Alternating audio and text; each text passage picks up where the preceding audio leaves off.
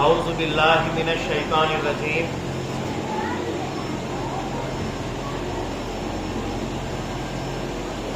بسم اللہ الرحمن الرحیم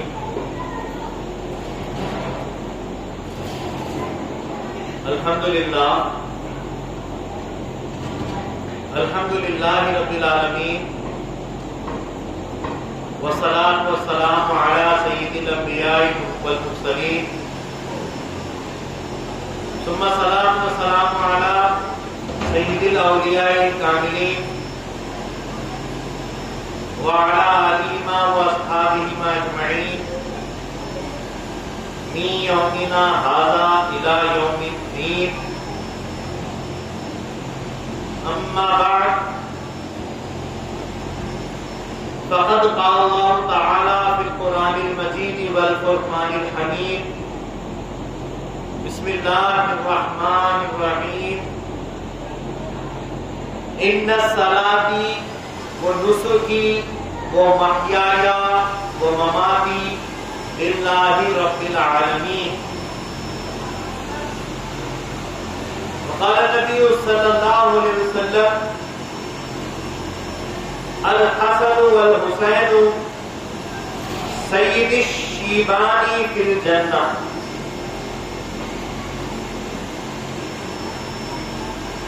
وقال میرا مہدی موعود علیہ السلام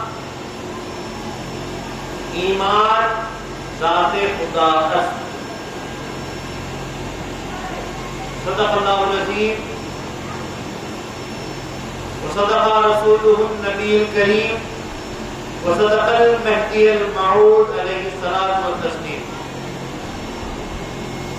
ساری تعریف، ساری حمد و ثنا، ساری کی ساری اچھائیاں، ساری بڑائیاں اس پاک پروردگار کے لیے سزاوار ہے جو رب العالمین ہے.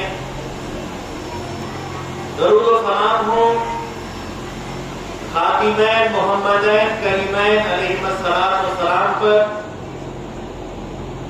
اور آپ دونوں کے تمام ذریات پر. محترم و معزز حاضرین مجلس، ناظرین کرام، سامعین کرام، مرد و خواتین، بزرگوں، دوستوں، پیارے عزیز بچوں، السلام علیکم ورحمۃ اللہ وبرکاتہ.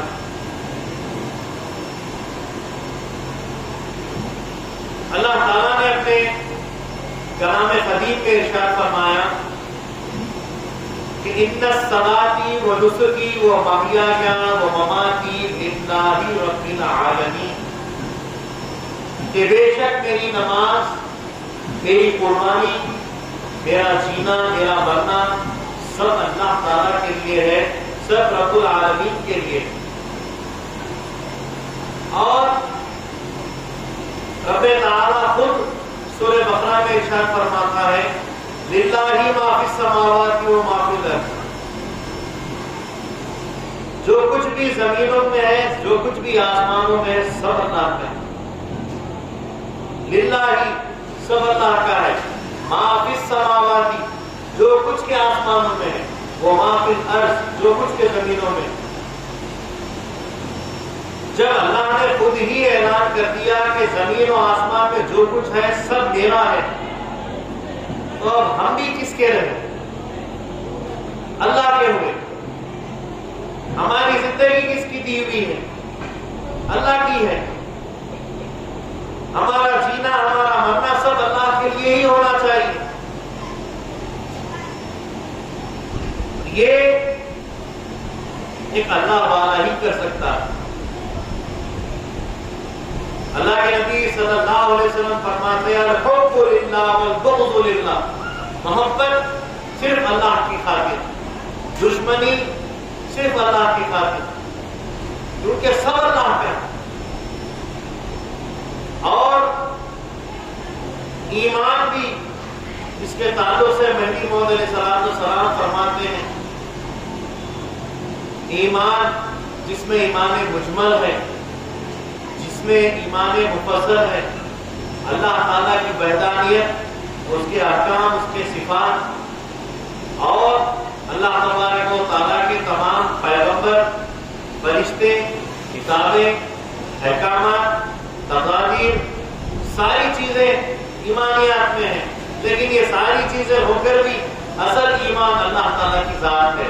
اسی لیے موعود علیہ السلام نے فرمایا ایمان ذات خدا، ایمان اصل اللہ کی ذات، یہی اصل چیز ہے. اور اس اصل کو پانے کے لیے، اس حقیقت کو پانے کے لیے خود کی ہستی مٹانی پڑتی. اللہ تبارک و تعالیٰ ایسے ہی حاصل نہیں ہوتا. کئی ایک مراحل گزرنے کے بعد، کئی ایک قربانیاں دینے کے بعد، تب جا کر اللہ تبارک و تعالیٰ کا آپ کو دیدار نصیب ہوتا ہے، خدا کی ذات نصیب ہوتی ہے. محنت کے بغیر، قربانیوں کے بغیر خدا تعالیٰ حاصل نہیں ہو سکتا. بہرحال ہم گزشتہ کچھ دنوں سے امام حسین سید الشہداء کربلا رضی اللہ تعالیٰ عنہ کا تمام تر شہادت کا واقعہ مختصر انداز سے سنتے جا رہے ہیں. آج چونکہ 10 محرم کا دن ہے، جس کو یوم عاشورہ کے نام سے یاد کیا جاتا ہے، بڑا ہی اہمیت کا حامل ہے. بہت سارے خصوصیات یوم عاشورے کے لیے بتلائے گئے ہیں. اگرچہ کہ ہمارا مقصد، ہمارا مطلب امام حسین رضی اللہ تعالیٰ عنہ کو بیان کرنا ہے، لیکن ساتھ ساتھ یہ بھی تو جان لے کہ آج کے دن اللہ تبارک و تعالیٰ نے آخر کیا کیا ہے. وہ کون سے واقعات ہیں، وہ کون سے حالات ہیں، وہ کون سے لوگ ہیں جو اس دن کی نسبت رکھتے ہیں. حاضر گرامی، احادیث میں جو بات آئی ہے آپ کو میں سناتا چلوں. اللہ کے نبی حضرت محمد عربی صلی اللہ علیہ وسلم ارشاد فرماتے ہیں کہ یوم عاشورے کا دن وہ دن ہے کہ جس دن زمین آسمان پیدا کیے گئے. ساتوں زمین، ساتوں آسمان کون سے دن پیدا کیے گئے؟ وہ دن عاشورے کا دن. آج ہم جو روزہ رکھتے ہیں عاشورے کے دن 9 اور 10 کا روزہ رکھنا چاہیے. اگر 9 کا روزہ چھوٹ جائے، بھول ہو جائے، سحری نہ کر پائے، وقت نکل جائے، تو 10 اور 11 کا روزہ رکھ سکتے ہیں. لیکن اب یہ روزہ رکھنا بہت ساری خصوصیت کا حامل ہے.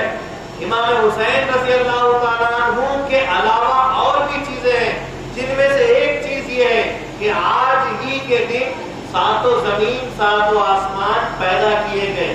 وہ عاشورے کا دن تھا، اور آج ہی کا دن تھا کہ جس دن اللہ تعالیٰ نے عرش کی تخلیق کی، اور کرسی اللہ تعالیٰ نے بنائی، لوح و قلم اللہ تعالیٰ نے بنائے، چاند سورج اللہ تعالیٰ نے بنائے، تارے ستارے سیارے سب اللہ تعالیٰ نے بنائے. یہاں تک کہ جنت اور دوزخ کا وجود بھی اللہ تعالیٰ نے یوم عاشورہ کے دن ہی کیا ہے. کائنات کا وجود یوم عاشورہ کے دن کیا گیا. تمام تر یہ ساری چیزیں عاشورے کے دن ہی پیدا کی گئی ہیں، وجود میں لائی گئی ہیں. اور حضور نبی مکرم صلی اللہ علیہ وسلم فرماتے ہیں کہ عاشورے کا دن ہی وہ دن ہے کہ جس دن ان ساری چیزوں کو مٹایا جائے گا. یعنی قیامت کا دن بھی عاشورے کے دن ہی آئے. تو 2 اہم باتیں آ گئی. کہ تمام چیزوں کی تخلیق اور ان تمام چیزوں کو فنا کرنے کا دن عاشورے کا دن ہی. پھر آگے کی بات اللہ کے نبی صلی اللہ علیہ وسلم فرماتے ہیں کہ آج ہی کا دن ہے کہ جس دن حضرت آدم علیہ السلام کے جسم مبارک میں روح پھونکی گئی. آج ہی کا دن ہے کہ جس دن حضرت آدم علیہ السلام کو جنت میں ڈالا گیا, جنت میں داخل کیا گیا, وہ عاشورے کا دن تھا. آج ہی کا دن ہے کہ حضرت آدم علیہ السلام جب جنت سے دنیا میں اتارے گئے اور توبہ کرتے کرتے 100 سال گزار دیے, تقریباً 300 سال تک توبہ اللہ تعالیٰ سے کرتے رہے اور ان کی توبہ قبول ہوئی عاشورے کے دن.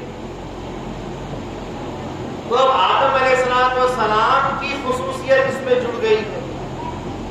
پھر حضرت آدم علیہ السلام کے بعد حضرت نوح علیہ السلام جو تشریف لائے اور ان کی قوم نے ان کو ستایا تو انہوں نے اپنی قوم کو بد دعا دی اور اللہ تعالیٰ نے ان کی بد دعا پر ان کی قوم پر عذاب نازل کیا.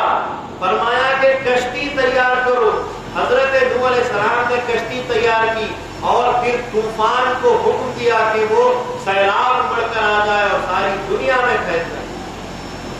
تو وہ جو طوفان نوح آیا وہ عاشورے کا دن تھا اور جس دن طوفان تھم گیا, رک گیا اور وہ عذاب روک دیا گیا, وہ دن بھی عاشورے کا دن تھا. تب اس دن میں آدم علیہ السلام کے بعد نوح علیہ السلام بھی جڑ گئے. پھر حضرت ادریس علیہ السلام اس دن آسمانوں پر اٹھا لیے گئے, جنت میں اٹھا لیے گئے. حضرت ادریس علیہ السلام کا نام بھی جڑ گیا, یہ بھی عاشورے کا دن تھا. حضرت ایوب علیہ السلام جو کم و بیش 18 سال تک بیمار رہے, مرض میں مبتلا رہے, 18 سال کے بعد ان کو جس دن شفا ہوئی, اللہ تعالیٰ کی طرف سے مرض دور کیا گیا, وہ دن عاشورے کا دن تھا. کتنے انبیاء اس دن جڑتے جا رہے ہیں, ان کو نجات ملتی جا رہی ہے, اللہ تعالیٰ کے انعام ملتے جا رہے ہیں, اللہ تعالیٰ کے عطایات ہوتے جا رہے ہیں. یہ سب عاشورے کے دن ہوئے ہیں. اسی طریقے سے حضرت یونس علیہ السلام جو کئی دن تک مچھلی کے پیٹ میں تھے, اللہ کے حکم پر مچھلی نے ان کو اپنے پیٹ سے باہر نکالا. وہ صحیح سالم سلامت مچھلی کے پیٹ سے باہر آئے تو وہ کون سا دن تھا؟ وہ عاشورے کا دن. حضرت ابراہیم علیہ السلام کو نمرود نے جو آگ میں پھینکا اور وہ آگ گلزار ہو گئی, وہ دن بھی عاشورے کا دن تھا. حضرت یعقوب علیہ السلام جب ان کا فرزند, ان کا لخت جگر کا ٹکڑا حضرت یوسف علیہ السلام جب بچھڑ گئے, ان سے دور کر دیے گئے تو وہ روتے روتے نابینا ہو گئے. اور جب واپس ملاقات ہوئی, اللہ تعالیٰ نے ان کی روشنی دی تو یوسف علیہ السلام سے ملاقات اور ان کی آنکھوں کی روشنی واپس آنے کا دن وہ بھی عاشورے کا دن تھا. حضرت یوسف علیہ السلام جو اپنے بھائیوں کے ذریعے سے کنویں میں ڈال دیے گئے تھے اور جب کنویں سے نکالا گیا, وہ نکالنے والا دن عاشورے کا دن تھا.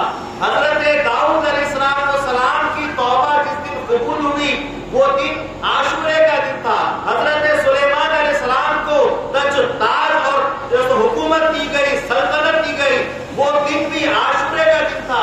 حضرت موسیٰ علیہ السلام اور ان کی قوم کو فرعون جیسے راجہ بادشاہ سے نجات ملی, نہر نیل میں غرق کیا گیا, وہ نجات کا دن, وہ نہر نیل میں فرعون جو ڈوبا, وہ دن عاشورے کا دن تھا. اور دنیا کی سب سے پہلی بارش جو ہوئی, اس بارش کا دن عاشورے کا دن تھا. حضرت عیسیٰ علیہ السلام جو بغیر باپ کے دنیا میں پیدا کیے گئے, ان کا پیدا ہونے کا دن عاشورے کا دن تھا. اور ساتھ ساتھ حضرت امام حسین رضی اللہ تعالیٰ عنہ اپنے 72 سادات کے ساتھ جو شہید کیے گئے, وہ دن بھی عاشورے کا دن تھا۔ اتنے سارے چیزیں جو فقیر نے بیان کیے ہیں، میں سمجھتا ہوں یہ میرے علم تک ہے، اس سے اور بڑھ کے بھی چیزیں ہو سکتی ہیں کہ جتنی میری جانکاری ہے، میری مختصر سی نامعلوم جو جانکاری ہے میں نے آپ کے سامنے رکھی ہے، لیکن اس سے بھی بڑھ کر چیزیں ہو سکتی ہے۔ لیکن اتنے ساری چیزوں کا حامل ہے آج کا دن، یوم عاشورہ کا دن۔ تو ہم روزہ رکھتے ہیں، کس کس کے لیے رکھتے ہیں؟ دنیا کائنات کے وجود اور اس کے فنا، حضرت آدم علیہ السلام، نوح علیہ السلام، ابراہیم علیہ السلام، یعقوب علیہ السلام، یونس علیہ السلام، ایوب علیہ السلام، ادریس علیہ السلام، کتنے انبیاء کا تذکرہ کر دیا گیا۔ ان ساروں کے عطایات، ان کی نجات، ان پر جو انعام، ان کو جو راحت دی گئی، ان سب کے شکر میں، اور ساتھ ساتھ امام حسین رضی اللہ تعالیٰ عنہ نے جو اپنا وعدہ وفا کیا، شہادت کا جو جام دیا، رسول اللہ صلی اللہ علیہ وسلم کی پیشن گوئی کے اوپر کھڑے اترے اور اللہ تبارک و تعالیٰ کا دیدار جام شہادت کے ساتھ خون میں گواہی دے کر جو کیا، یہ تمام چیزوں کے شکریہ میں ہم عاشورے کے دن کا روزہ رکھتے ہیں۔ یہ ہے اصل اہمیت، اور حقیقت میں روزہ تو ہم خدا کے لیے رکھتے ہیں۔ ہر چیز کا شکر ہے، ہر چیز کے لیے نسبت ہے، لیکن اصل اہمیت جو روزے کی ہے، جو کہ عبادت ہے، اللہ کے لیے ہے کہ ہم اللہ کا شکر ادا کرتے ہیں اور ان سب کو اپنی نسبتوں میں جوڑ دیتے ہیں۔ یہ ہے یوم عاشورے کا دن۔ بہرحال اللہ کے نبی صلی اللہ علیہ وسلم نے فرمایا، الحسن والحسین سید الشیبانی فی الجنہ، یعنی امام حسن اور امام حسین رضی اللہ تعالی عنہما یہ جنت کے جوانوں کے سردار ہیں۔ فرمایا اول وقت ہی سے امام حسین رضی اللہ تعالیٰ عنہ اور امام حسن رضی اللہ عنہ کو حضرت رسول اللہ صلی اللہ علیہ وسلم نے کئی ایک مقامات سے نوازا، یہاں تک کہ فرمایا یہ جنت کے نوجوانوں کے سردار ہیں۔ فرمایا لیکن ایسے سرداروں کی کیا ہی مہمان نوازی کی گئی ہے کربلا کے میدان، جو سردار ہیں اور ان کو بے سرو سامان ستایا گیا، بھوکا پیاسا رکھا گیا، ان کو ریت پر سونے پر مجبور کیا گیا اور ان کو بارہا دھمکایا گیا، بے ایمانی کی طرف اور دھوکے بازی کی طرف ان کو بلایا گیا، یزید پلید کی طرف ان کو بلایا گیا۔ لیکن پھر بھی ان سارے صعوبتوں کو، ان سارے زخموں کو، ان سارے پریشانیوں کو، ان ساری آزمائشوں کو من جانب اللہ کی طرف سے جان کر صبر کرتے ہوئے ہر ایک چیز کو پیتے چلے گئے، ہر غم کو پیتے چلے گئے، ہر ستم کو سہتے چلے گئے، جبکہ یہ دنیا میں بدلا دیے گئے ہیں کہ جنتی ہے، نہ صرف جنتی بلکہ جنت میں تمام نوجوانوں کے سردار ہیں، بتا دیے گئے۔ وہ امام حسین رضی اللہ تعالیٰ، اور آج کا دن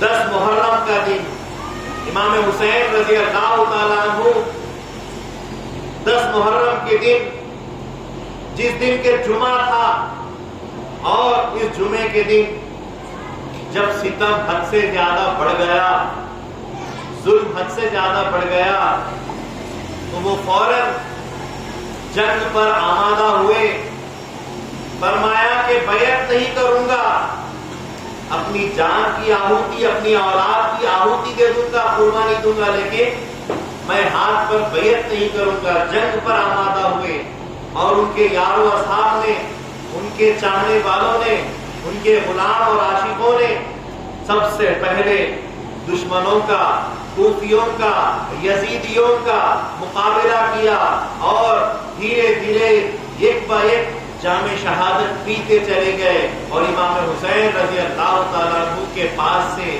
ان کے زبان سے خوشخبریاں لیتے چلے گئے.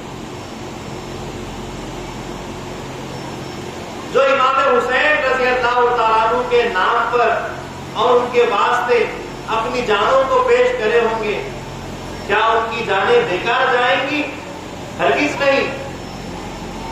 جو آل رسول کے لیے، اہل بیت کے لیے اپنے آپ کو خرچ کر دیتا ہے، یقیناً اللہ تبارک و تعالیٰ کے پاس وہ بڑا ہی قیمتی بن جاتا ہے. یہ مقام ہے اہل بیت کا اور ان کے ساتھ جڑنے والوں کا.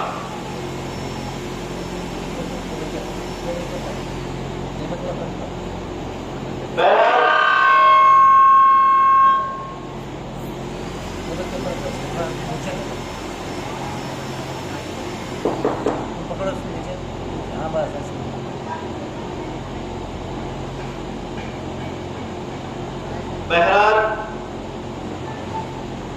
حضرت امام حسین رضی اللہ تعالیٰ عنہ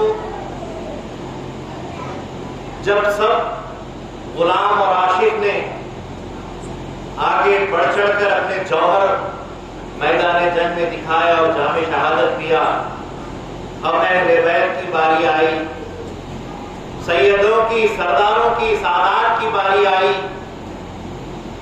حضرت امام حسین رضی اللہ تعالیٰ عنہ کے سامنے حضرت قاسم ابن حسن، جو امام حسن رضی اللہ تعالیٰ عنہ کے فرزند تھے، جو بالکل کم عمر تھے، 16-17 سال کی عمر تھی، انہوں نے اپنے چچا جان سے، امام حسین سے اجازت مانگی کہ خدارا، اے پیارے چچا، اے ہمارے امام، مجھے اجازت دیں تو میں میدان جنگ میں جاؤں اور اپنی تمام تر قوت اور طاقت کے مظاہرے آپ کے سامنے پیش کروں. حضرت امام حسین رضی اللہ تعالیٰ عنہ نے ان کو منع کر دیا، فرمایا کہ تم میرے بھائی حسن کی شباہت رکھتے ہو، جب بھی تم کو دیکھتا ہوں مجھے حسن نظر آتے ہیں، کیسے میں حسن کے چہرے کو بھیج دوں؟ اگر تم چلے جاؤ گے تو میں حسن کو کس کے چہرے پر دیکھ کر یاد کروں؟ اور کہا کہ سکینہ کا کیا ہوگا کہ میری بیٹی کی نسبت میں نے تم سے کی ہے، تم میرے ہونے والے بھتیجے بھی اور داماد بھی بننے والے، میں کیوں کر تم کو میدان جنگ میں بھیجوں گا؟ لیکن حضرت قاسم ابن حسن تڑپ اٹھے، کئی التجائیں کی اور بڑی کوششوں کے بعد امام حسین رضی اللہ تعالیٰ عنہ نے ان کو اجازت دے دی. جو ہی اجازت ملنا تھا، حضرت قاسم ابن حسن خوشی سے جھومنے لگتے ہیں، خوشی سے اچھل جاتے ہیں. کیوں؟ کیونکہ شہادت کا مقام ایسا ہوتا ہے. اللہ تعالیٰ کی گواہی خون میں نہا کر دینے کی بات ہی الگ ہوتی ہے. شہید کا مقام وہ ہوتا ہے کہ شہید جس وقت کے انتقال کرتا ہے تو اس کو تکلیف نہیں ہوتی. اس کا مقام قیامت کے دن وہ ہوتا ہے کہ دوسرے انبیاء اس کے مقام کو دیکھ کر رشک کریں. اس کا قیامت میں وہ مقام ہوتا ہے کہ وہ انبیاء کی طرح وہ بھی شفاعت کروانے والا بن جائے. اس کا وہ مقام ہوتا ہے کہ جب سور پھونکا جائے گا تو ہر کوئی لرزے میں آئے گا، لیکن شہیدوں کو لرزہ نہیں آتا. اس کا وہ مقام ہے کہ سب کو مرنے کے بعد غسل دیا جاتا ہے، لیکن شہید کو غسل نہیں دیا جاتا، کیونکہ ہمارے مرنے سے، عام موت مرنے سے ہمارا غسل ٹوٹتا ہے، لیکن شہید جب مرتا ہے، انتقال ہوتا ہے، اس کا غسل نہیں ٹوٹتا. گویا کہ اس نے تازہ تازہ اپنے خون سے اللہ کے سامنے غسل کیا. کئی ایک مقامات شہادت کے اور شہید کے ہیں. ان ساری چیزوں کو جان کر کوئی بالکل کم عقل ہی ہوگا جو شہادت سے دور جائے گا. حضرت قاسم ابن حسن رضی اللہ تعالیٰ عنہ، حضرت علی رضی اللہ تعالیٰ عنہ کے پوتے بالکل جانتے تھے، جن کے جسم میں شیر خدا کا خون دوڑ رہا تھا. بالکل جانتے تھے کہ مقام شہادت کیا ہے. میرے دادا نے شہادت حاصل کی، میرے والد نے شہادت حاصل کی، کیوں کر میں پیچھے رہوں؟ میں بھی جام شہادت پی کر ہی جاؤں گا. عزم کیا اور جب اجازت ملی تو خوشی سے جھوم اٹھے. سارے کے سارے خیمے کے اندر، مستورات کے اندر اپنے تمام بھائیوں کے پاس، اپنے تمام چچاؤں کے پاس جھک جھک کر سلام کرنے لگے اور خوشی کا اظہار کرنے لگے کہ امام حسین رضی اللہ تعالیٰ عنہ نے مجھے اجازت دی. سب کی آنکھیں بھر آئی کہ یہ جوان کیسا جوان ہے، تو شہادت کے لیے کتنا تڑپ رہا. اجازت ملی، سب سے رخصتی کا سلام، بدائی سلام لیا. جب جانے کو آئے امام حسین نے ان کو گلے سے لگا لیا. میرے پیارے بھتیجے، تیرا جانا کامیاب ہو، تیرے جانے میں تیری کامرانی ہو، اللہ کے یہاں تیرے مقامات ہو. یہ کہتے ہوئے حضرت قاسم ابن حسن کو روانہ کیا. حضرت قاسم ابن حسن بالکل کم سن نوجوان، جن کی تھوڑی تھوڑی میسیں یعنی کہ مونچھیں نکل کر آئی، گھوڑے پہ تیار ہوئے اور گھوڑا دوڑاتے ہوئے یزیدیوں کے سامنے جا کر کھڑے ہو جاتے ہیں اور خطبہ دینے لگتے ہیں. فرمانے لگتے ہیں، میں حسن کا بیٹا، علی کا پوتا، حیدر کرار کا خون، میرے خون کے خطرے خطرے میں شیروں کی دہاڑ موجود ہے، میری تلوار میں ذوالفقار کی طاقت موجود ہے. میں تم کو چنوتی دیتا ہوں، دعوت دیتا ہوں، آئے کس میں دم ہے کہ مجھ سے لڑے. عمر بن سعد نے پھر ازرق نامی ایک پہلوان کو جو شام کا رہنے والا تھا، ازرق شامی کو کہا کہ کیا تجھے اس نوجوان کی للکار اور پکار سنائی نہیں دیتی؟ کیا تیری ہڈیوں کے اندر جو خون ہے وہ سوکھ چکا ہے؟ کیا تیرے جو اندر گودا نہیں رہا ہے؟ تو انہوں نے کہا، ازرق نے کہا کہ میں اس کمسن بچے کو قتل کر کے اپنا نام بدنام کرنا نہیں چاہوں گا کہ یہ دودھ پیتا بچہ ہے. اس دودھ پیتے بچے کو ماروں گا تو لوگ میرے اوپر تھوکیں گے کہ ایک بچے کو مار کر بہادری کا میں نے نام لیا، انعام دیا. کہا کہ اس بچے کے لیے تو میرے بچے کافی، میرا ایک بیٹا کافی.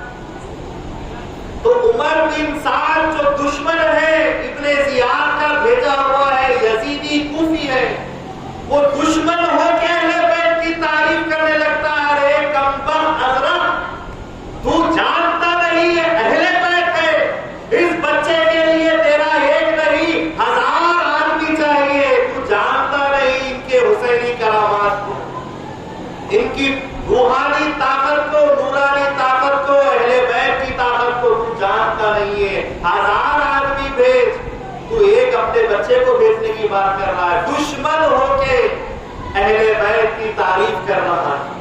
یہ مقام ہے سادات کا کہ دشمن ہو کر بھی تعریف کرے. بہرحال حضرت نے کہا کہ نہیں، میں اپنے بچوں میں سے ایک بچے کو بھیجوں گا. تو اس کے 4 بیٹے موجود تھے، اس میں سے ایک بیٹے کو بھیجا. وہ بیٹا گھوڑا دوڑاتا ہوا ہاتھ میں تلوار لے کر حضرت قاسم ابن حسن پر دھاوا بول دیتا ہے، حملہ بول دیتا ہے. جو ہی گھوڑا دوڑا کر آنے لگتا ہے، حضرت قاسم ابن حسن رضی اللہ تعالیٰ عنہ اپنے کمر میں سے خنجر نکالتے ہیں اور بس نشانہ لگاتے ہیں اور خنجر اس کے بالکل سینے میں چبھ جاتا ہے اور اسی وقت اس کا دم نکل جاتا ہے. اپنے بھائی کو تڑپتا ہوا مرتا ہوا دیکھ کر دوسرے بھائی کو جوش آیا. ازرق کے دوسرے بیٹے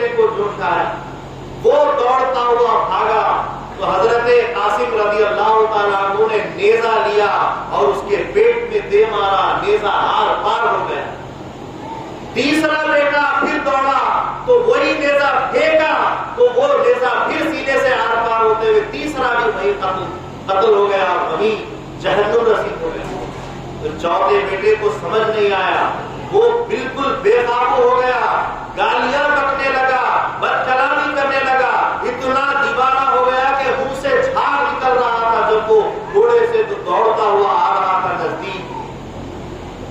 حضرت قاسم ابن حسن کہتے ہیں کہ عورتوں کی طرح بد کلامی کیا کرتا ہے، مرد کی طرح تلوار نکال، تو وہ دوڑتا ہوا تلوار نکالتا ہے اور حضرت قاسم اپنی تلوار سے ایسا وار کرتے ہیں کہ اس کا ہاتھ کٹ جاتا ہے اور اس کی تلوار حضرت قاسم کے ہاتھ میں آ جاتی ہے۔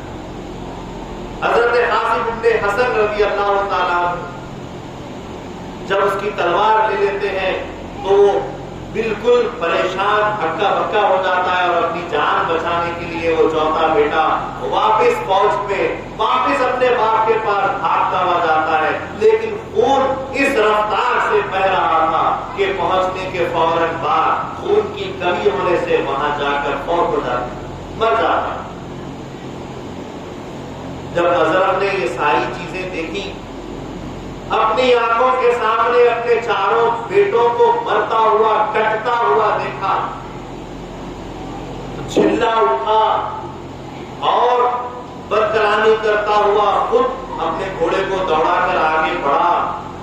کچھ سمجھ نہیں آیا، کچھ ہوش میں نہیں آیا کہ یہ کیا ہو رہا ہے، جبکہ ابن سعد نے کہا کہ یہ معمولی بچہ نہیں ہے، اس کے قطرے قطرے میں شیروں کی طاقت۔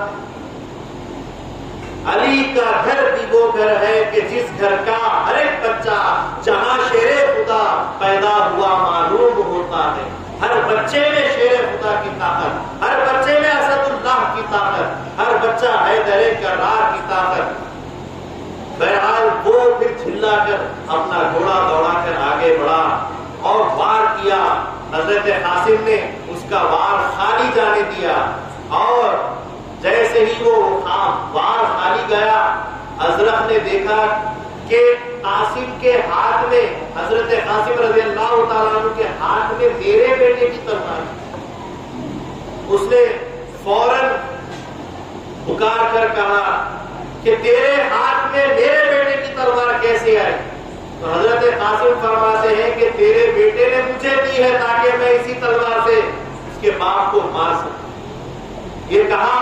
اور حضرت قاسم نے فرمایا میں تو تجھے بڑا ہی جنگجو سمجھتا تھا، بہادر گھوڑ سوار سمجھتا تھا، لیکن میں آج دیکھ رہا ہوں کہ اتنی عمر کے بعد بھی تجھے گھوڑا چلانا نہیں آیا، کہ دیکھ تیرے گھوڑے کی زین جو سو ڈھیلی ہو گئی ہے، تیرے گھوڑے کا کجاوا ڈھیلا ہو گیا ہے۔ اس نے فوراً اپنی گدی وغیرہ کے اوپر جو ہی نظر ڈالی، حضرت قاسم نے تلوار چلا ڈالی اور اس کے کمر کے دو ٹکڑے ہو کر وہ گر گئے۔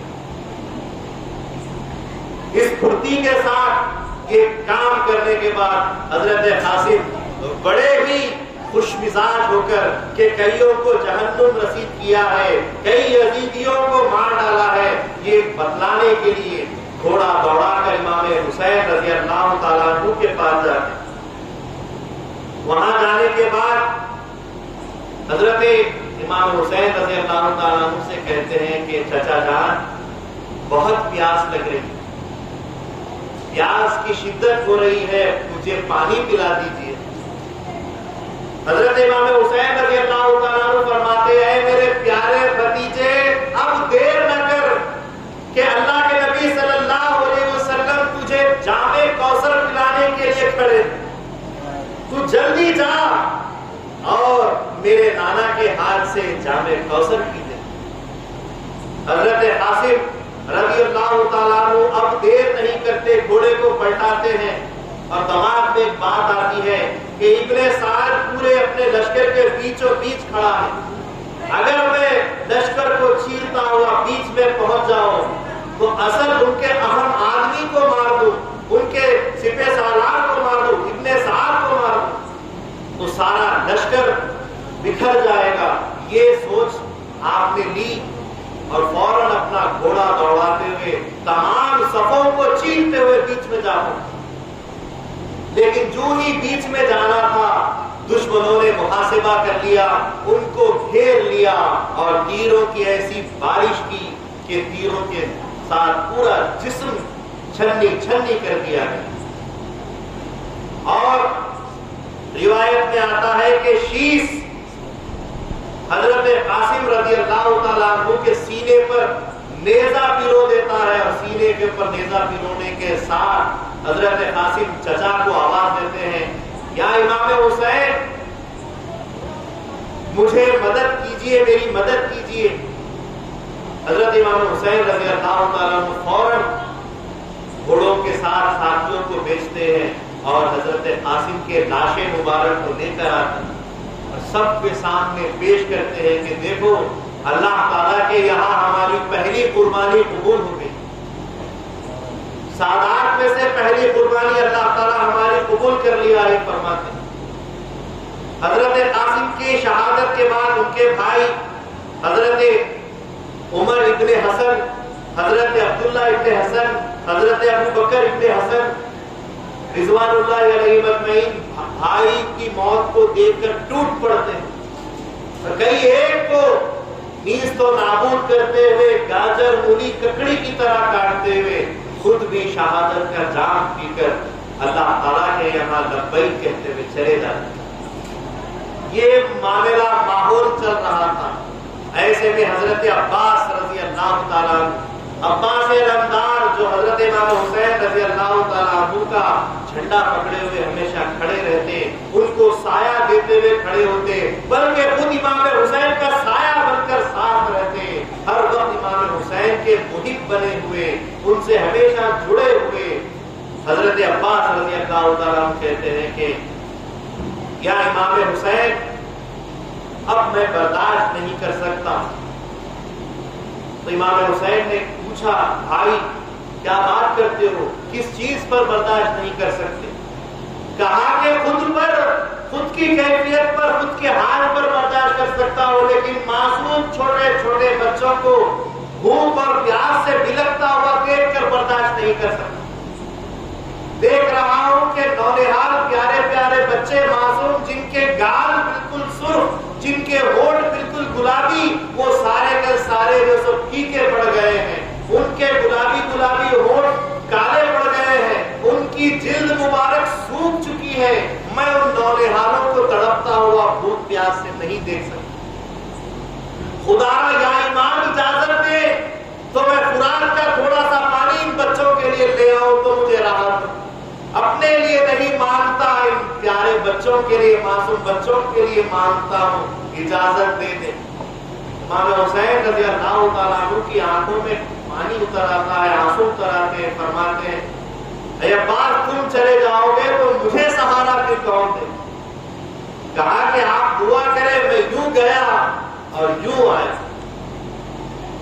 बच्चों को बिलखता हुआ देखकर इमाम हुसैन रज़ी अल्लाह ताला अन्हु भी अपने आप को और इजाजत को रोक ना पाए, इजाजत फौरन दे दी।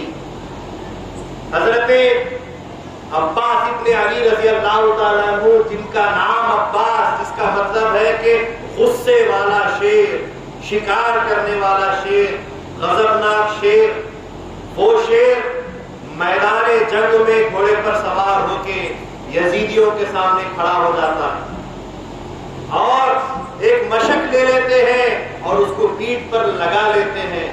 दोनों हाथों में तलवारें, नंगी तलवारें खींचकर तमाम दुश्मनों को खुतबा पेश करते हैं कि जान लो, देख लो मैं कौन हूं, अच्छे से पहचान लो कि मैं क्या हूं। हजरत अब्बास रज़ी अल्लाह ताला अन्हु फरमाते हैं, किस शेर की आमद है कि रन कांप रहा है। रन कहते हैं मैदान। किस शेर की आमद है कि रन कांप रहा है। रन एक तरफ चरखे कोहन कांप रहा है। चरख कहते हैं आसमान को। अरे मैदान क्या आसमान कांप रहा है कि ये कौन मैदान में उतर कर आ गया। किस शेर की आमद है कि रन कांप रहा है। रन एक तरफ चरखे कोहन कांप रहा है। रुस्तुम का बदन जेर कफन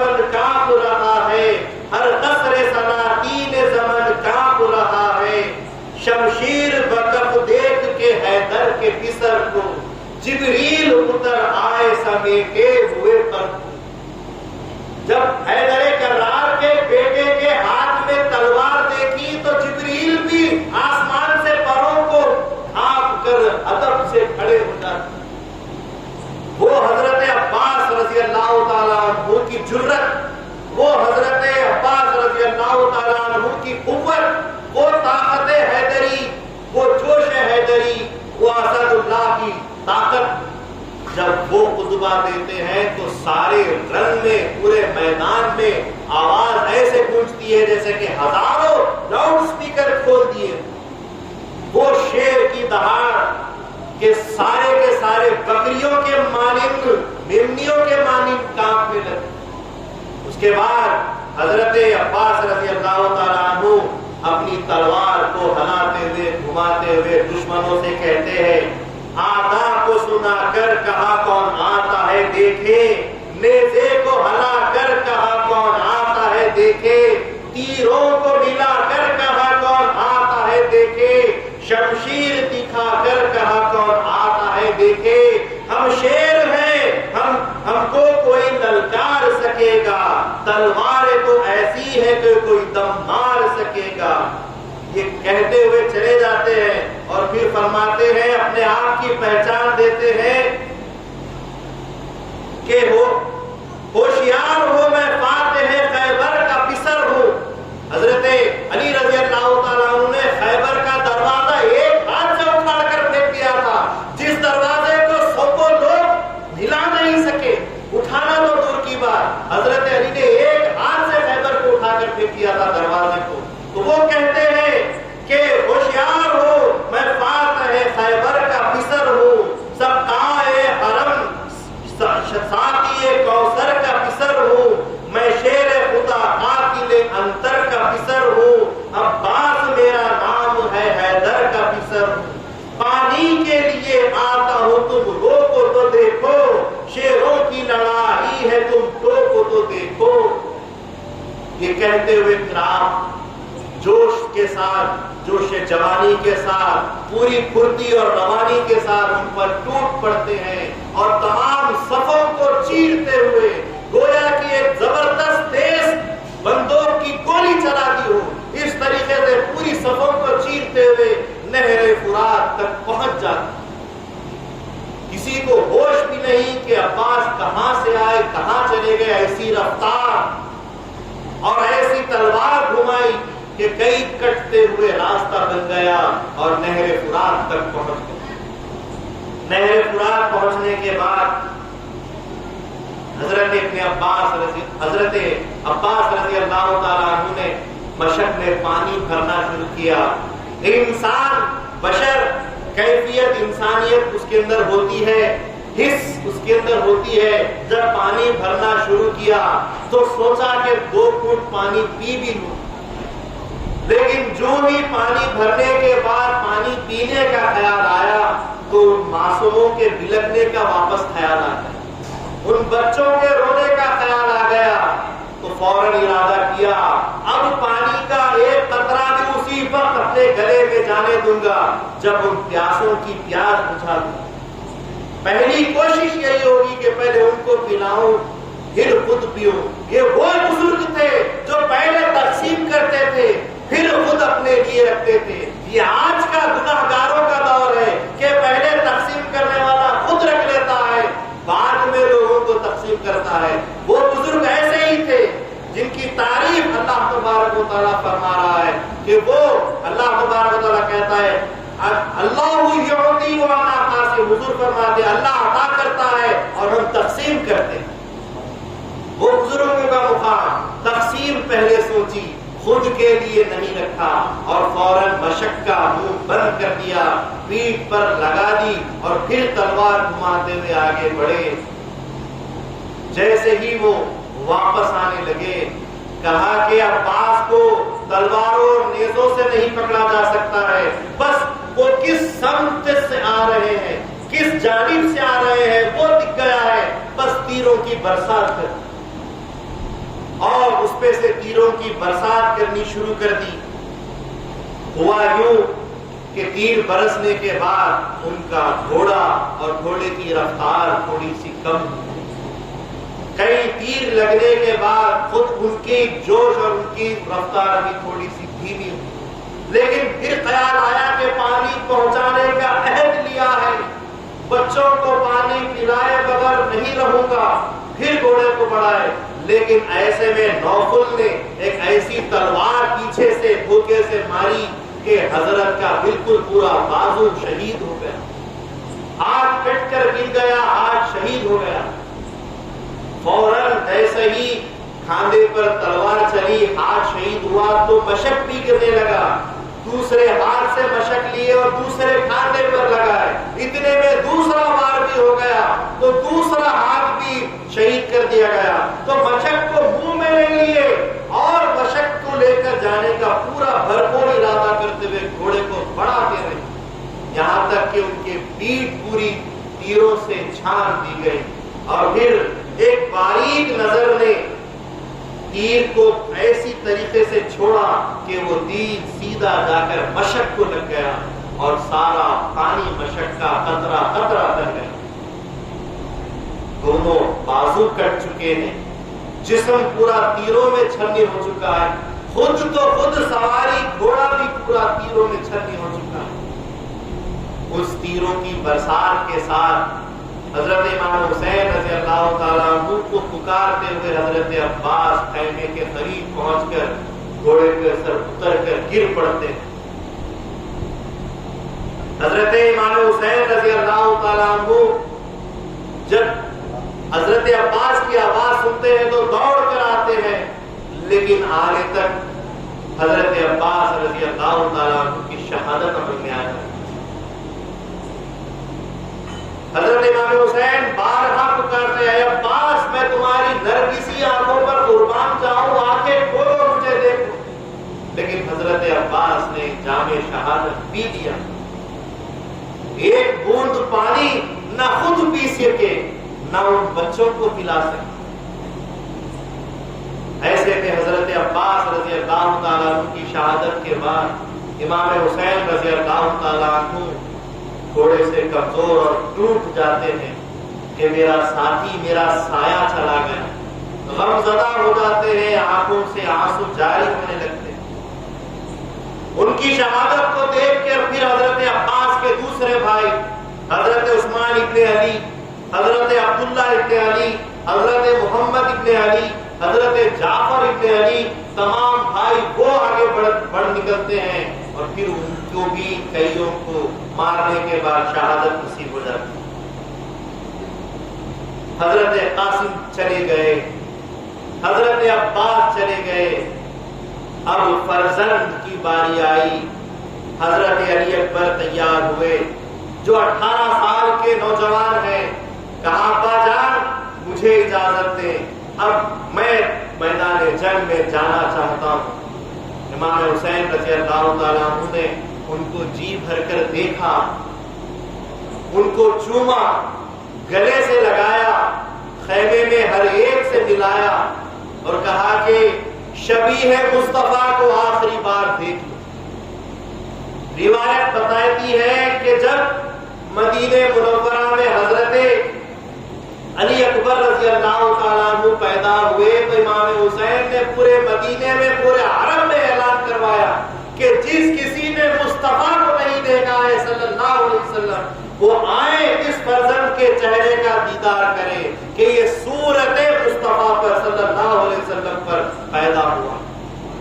شبیہ مصطفیٰ، چہرہ مصطفیٰ صلی اللہ علیہ وسلم رکھنے والی ذات حضرت علی اکبر کی ذات، سب نے گویا کہ مصطفیٰ صلی اللہ علیہ وسلم کو ان کے چہرے کو دیدار میں لائے، اور اس کے بعد دولہے کو جس طریقے سے تیار کیا جاتا ہے، حضرت امام حسین صندوق کھولتے ہیں اور کئی تبرکات بزرگوں کے نکال کر ان کو پہناتے ہیں، ان کو آراستہ کرتے ہیں، تیار کرتے ہیں۔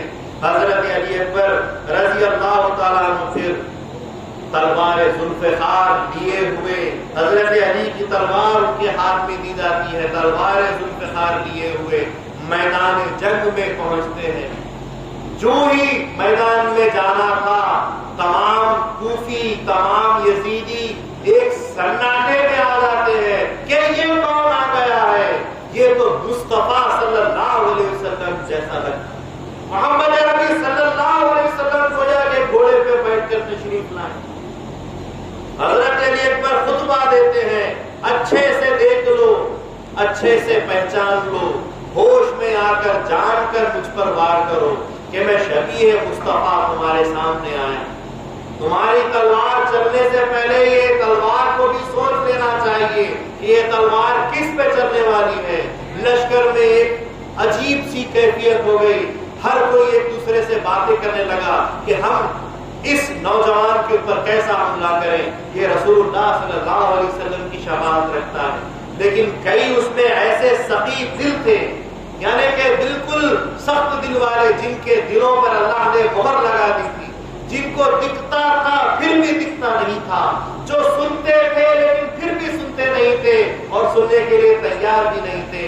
ان شقی القلب لوگوں نے، ان دوزخیوں نے، یزیدیوں نے، ان کافروں نے، ان خاکیوں نے، انہوں نے کہا کہ ہم تمہارے خطبے سننے کے لیے نہیں، جنگ کے لیے ہیں، تم کو لڑنا ہے تو سامنے آؤ۔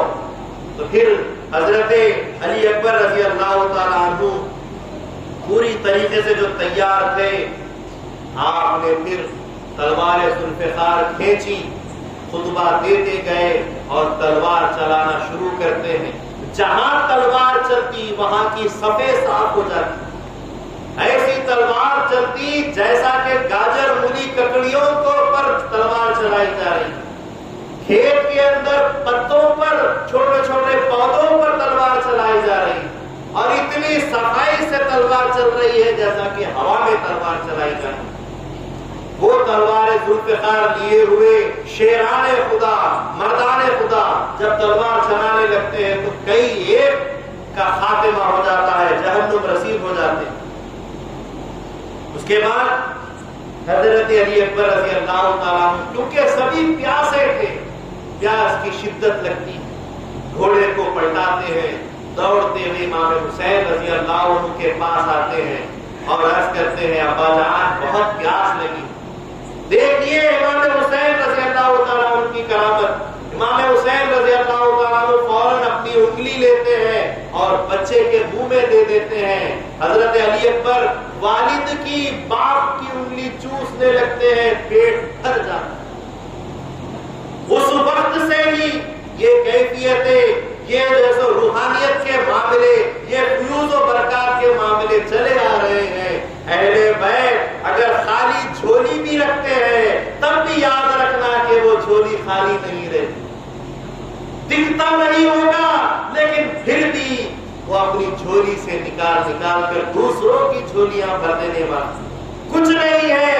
ایک انگلی ہے، ایک انگشتری ہے، ایک صرف انگلی ہے، لیکن وہ حضرت علی اکبر کے منہ میں دے دی گئی تو وہ سیراب ہو گئے، پیاس بجھ گئی۔ پھر سے تیار ہوئے، گھوڑے کو گھمایا اور پھر میدان جنگ میں دوڑ پڑے، اور ایسے میں پھر ایک نام ہی گنہگار، خطاوار، دوزخی جس کا نام طارق تھا، طارق نے، عمر نے، طلحہ نے، مصرح نے، ان سب نے مل کر حضرت علی اکبر کو جب دیکھا کہ صفوں کے صفیں ختم کر رہے ہیں تو ان کو ایسے نہیں پکڑا جا سکتا، ان کے اوپر ایسے قابو نہیں پایا جا سکتا، جال بنائی اور جال بنا کر ڈال کر حضرت علی اکبر کو پکڑا، اس میں پھنسایا، پھانسا، اور اس کے بعد ان کے اوپر تیروں سے وار کیا۔ جب بالکل نحیف ہو گئے، زخموں سے چور ہو کر نڈھال ہو گئے، اس کے بعد پھر ان کے جو سینے پر چڑھ کر ان کو ذبح کیا۔ جب یہ منظر ہوا، ابن نمیر، ابن نمیر جب حضرت علی اکبر کے سینے پہ چڑھ کر ان کو ذبح کرتا ہے تو حضرت علی اکبر پھر والد کو پکارتے ہیں ابا جان، اے امام حسین۔ تو امام حسین رضی اللہ تعالیٰ عنہ اپنا گھوڑا دوڑاتے ہوئے میدان میں پہنچ جاتے ہیں۔ حضرت امام حسین کو دیکھ کر سارے دشمن ہٹ جاتے ہیں، بھاگ جاتے ہیں، چھوڑ دیتے ہیں۔ امام حسین اپنے فرزند کے لاشے کو لیتے ہیں، خیمے میں لاتے ہیں، لٹاتے ہیں اور کہتے ہیں اے میرے لختے جگر پیارے بیٹے، ابا جان امام حسین کے الفاظ یہ ہوتے ہیں، علی اکبر رضی اللہ تعالیٰ عنہ آنکھیں کھولتے اور کہتے ابا جان کیا آپ مجھ سے خوش ہیں؟ کیا آپ مجھ سے راضی ہیں؟ کیسے میں نے اپنے جوہر دکھائے، کیا آپ مجھ سے راضی ہے؟ حضرت امام حسین فرماتے ہیں تجھ سے خدا راضی، تجھ سے زمین و آسمان کی تمام مخلوقات راضی، تجھ سے تیرا باپ راضی، سارے کے سارے سادات راضی، الحمدللہ ہم تجھ سے راضی ہے، بخوشی جام شہادت پی لے۔ اور اس کے بعد حضرت علی اکبر رضی اللہ تعالیٰ عنہ کی شہادت ہوئی۔ امام حسین رضی اللہ تعالیٰ عنہ اپنے اس فرزند کی شہادت کے بعد بچے کو خیمے کے اندر کفن کی طرح کچھ اڑا رہے تھے، ایسے میں بی بی زینب رضی اللہ تعالیٰ عنہ بی بی شہر بانو کی گود سے نونہال چھوٹا سا علی اصغر اٹھا لاتی ہے کہ بولے کہ ماں کی چھاتی سوکھ چکی ہے، بھوک پیاس کی وجہ سے دودھ نہیں آتا، بچہ بلبلا رہا ہے، بھوک پیاس سے تڑپ رہا ہے، اے امام، اے میرے پیارے بھائی، اس بچے پر رحم کرے، شہر بانو پر رحم کرے، اپنی اولاد پر رحم کرے، ان کو بتائے کہ جوان بڑے جو ظلم کرنا ہے ان پر کرے، لیکن معصوموں نے فرشتہ صفت بچوں نے کیا کیا ہے، ان پر خدا رحم کرے۔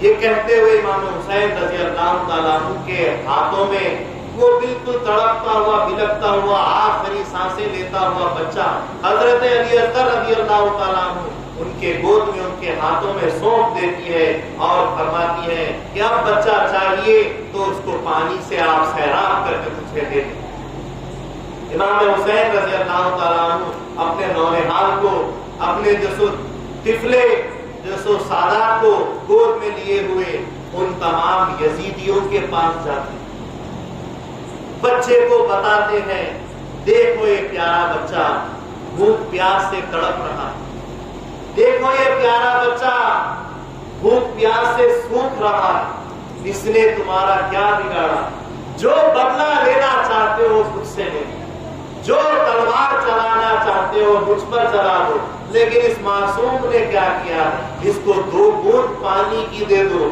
اگر تم تھوڑا سا پانی نہر فرات کا میرے بچے کو سیراب کر دو گے، پلا دو گے، تو میں ابھی یہیں کھڑے ہو کر تم سے وعدہ کرتا ہوں کہ اس بچے کو 2 بوند پانی کے بدلے میں تم کو رسول اللہ کے پاس جام کوثر پلا دوں گا، میں وعدہ کرتا ہوں کہ تم کو وہاں جام کوثر پلا دوں گا، اس بچے کو تھوڑا سا پانی پلا دو۔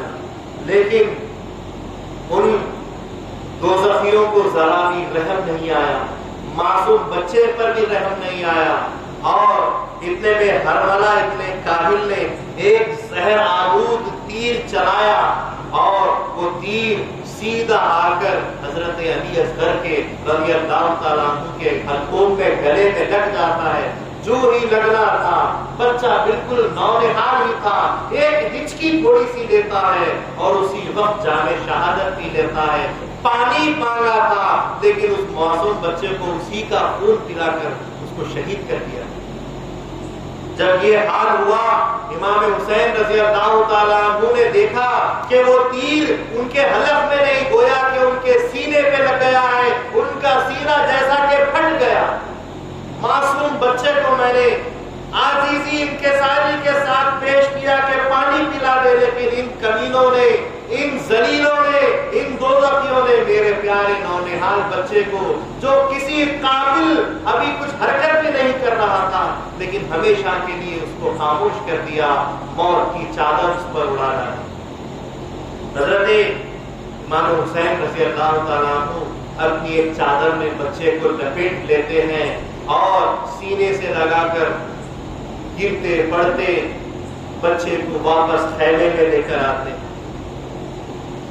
حضرت بی بی زینب جب امام حسین کو آتے ہوئے دیکھتی ہے اور بچہ بالکل خاموش گود میں بیٹھا ہوا آرام کرتا ہوا دیکھتی ہے تو سمجھتی ہے، ذہن میں دل میں خیال آتا ہے شاید پانی مل گیا ہے، بچے نے پانی پی لیا ہے، اس لیے بچہ اب آرام کر رہا ہے، بچہ سو رہا ہے، اور خوشی کا اظہار کر رہی تھی۔ اور حضرت امام حسین رضی اللہ تعالیٰ عنہ اس بچے کے لاشے کو بی بی زینب کے ہاتھوں میں دے دیتے ہیں.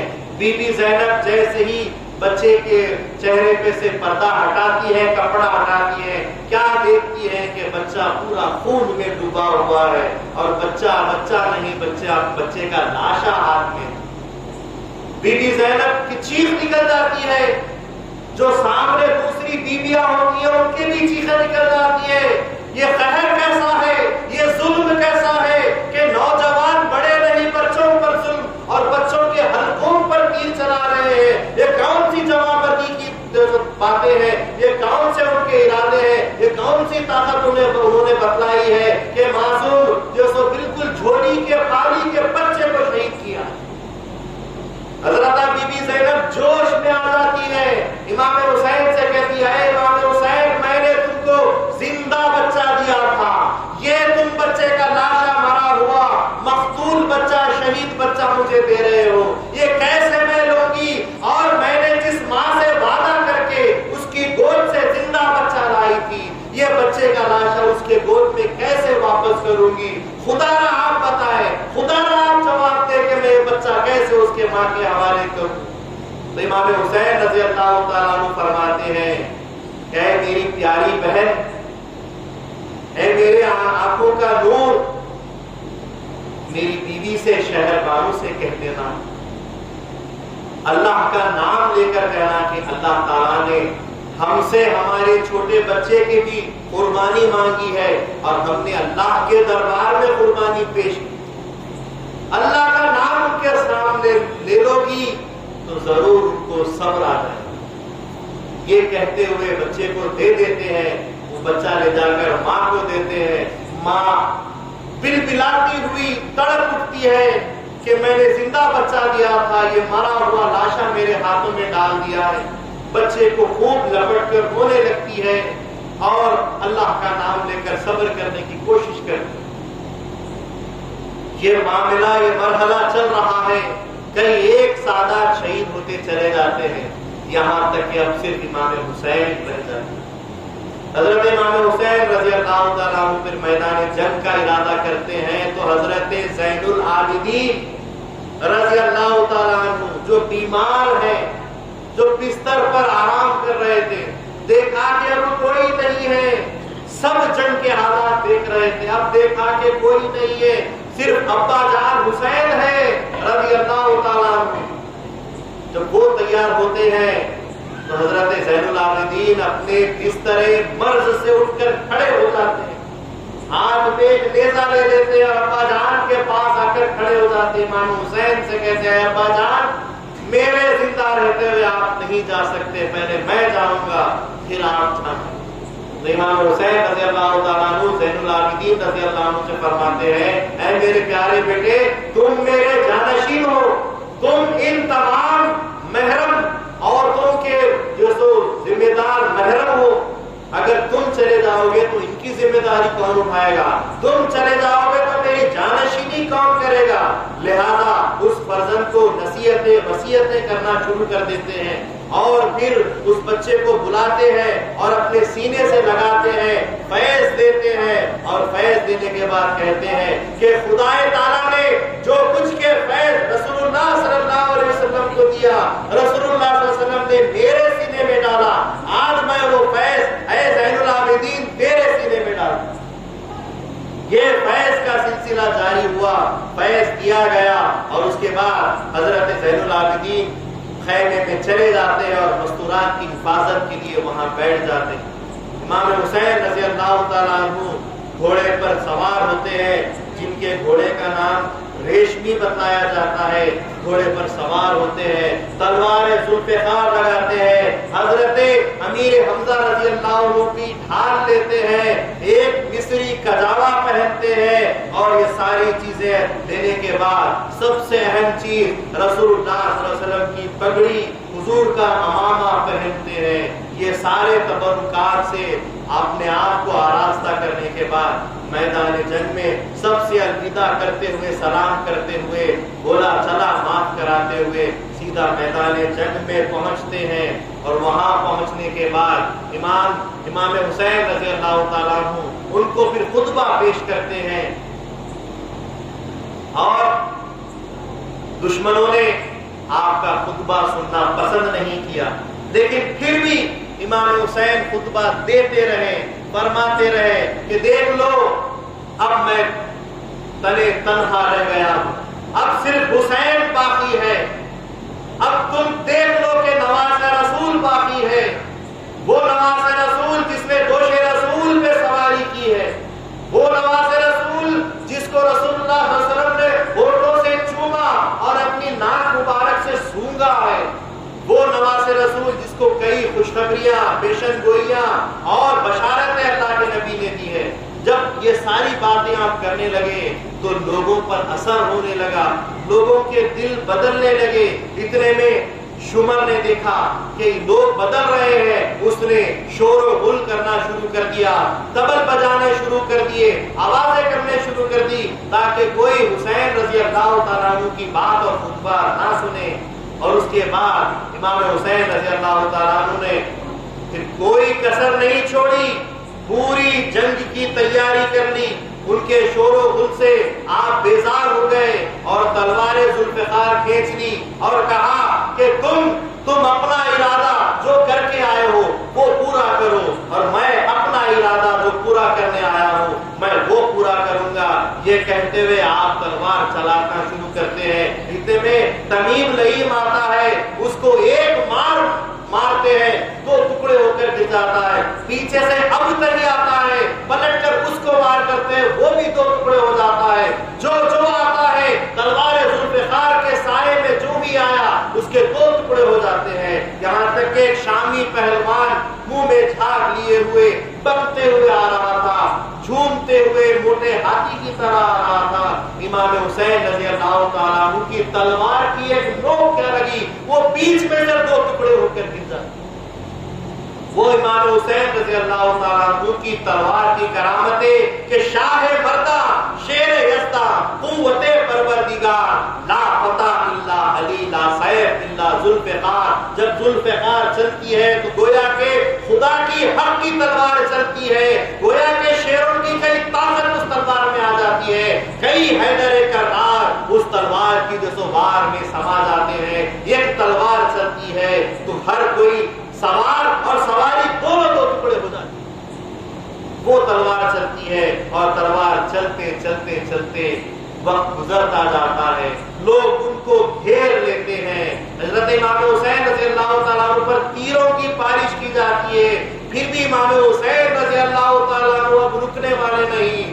انہوں نے کہا تھا کہ ہم حسینیوں کا، سادات کا خون کا دریا بہائیں گے، لیکن اس دریا سے پہلے امام حسین نے یزیدیوں کے خون کا دریا بہا دیا۔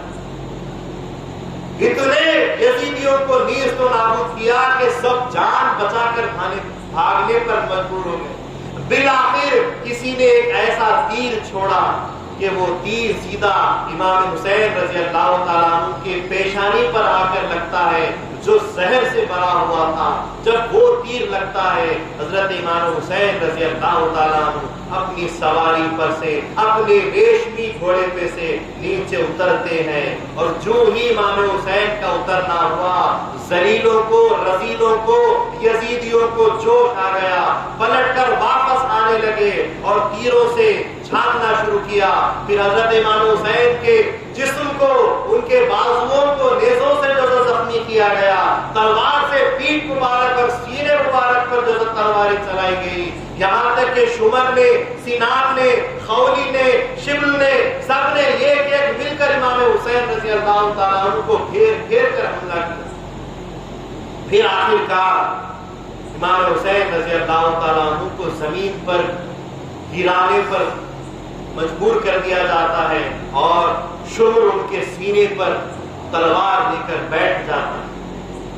حضرت امام حسین رضی اللہ تعالیٰ عنہ فرماتے ہیں، اے شمر ہٹ جا، اے شمر ہٹ جا، کہ فرض نماز کا وقت آیا، تو قتل کر دے لیکن پہلے فرض ادا کرنے کی مجھے مہلت دے۔ امام حسین رضی اللہ تعالیٰ عنہ کے نماز کو لے کر، فرضیت کو لے کر جب یہ اقوال نکلے، زبان سے یہ بات نکلی تو شمر فوراً پھٹ جاتا ہے۔ امام حسین رضی اللہ تعالیٰ عنہ اسی خون آلود زمین کے اندر مٹی پر تیمم کرتے ہیں اور تیمم کر کے نماز کے لیے رکعت مانتے ہیں، اور جو ہی رکوع ہوا سارے کے سارے تلواریں لے کر کھڑے ہوئے ہیں، اور سجدے میں جانا تھا کہ کہا کہ یہ بہانہ سب سے اچھا بہانہ ہے، اگر حسین سجدے سے اٹھ جائے تو پھر ہم واپس زندہ نہیں بچ پائیں گے، لہذا اسی وقت حالت نماز میں، حالت سجدے میں ایسے وار کیے کہ امام حسین رضی اللہ تعالیٰ عنہ کا وہ نماز کا پہلا سجدہ، وہ نماز کا آخری، ان کی زندگی کا آخری سجدہ۔ بس اسی طریقے سے امام حسین رضی اللہ تعالیٰ عنہ میں اہل و عیال شہید ہو جاتے ہیں، شہادت کا جام نوش فرماتے ہیں۔